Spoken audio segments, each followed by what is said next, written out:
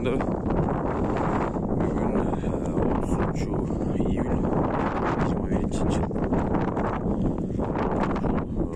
5 күнгө айылынын тургунумун.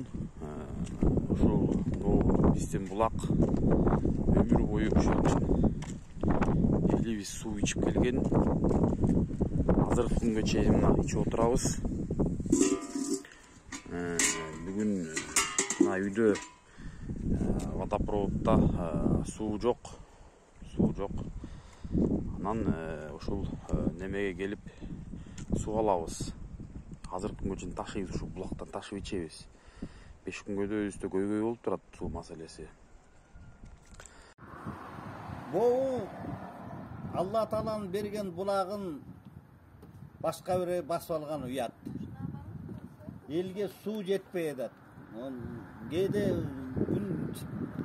күнүгө болсо болот, болбой токтоп калат. Анан ушул булакка элдин баары келип ичет да. Мурун 100 менен алып кетиптир. Жакында полный 200 менен булакты жаап тартып алыптыр. Астында ватакка чыгып турат. 3 жерде ватакка турса, эми эч ушу акча төлөгөндөн неме болушуп, качып şu bulaktan tartып alıptır. Bizde sunu çöstüğün çekti. Şu bulaktan alıp içiyoruz. Anam bulakka geliyoruz. Bir çaka su dolduruş için şu yerde yarım saat duruyoruz. Geçen yılda su içip kaldı. Gelsek bir truba salıp dedi, çoğun uylar tartып aldık. Su yok. Şimdi satı içiyoruz dedi sunu. Үйde балабакра деген бар, неверелер деген бар. Если правительство и все наши бишкунгейские не обратят внимания, мы вот эту дорогу перекроем. Хватит с народа пить кровь.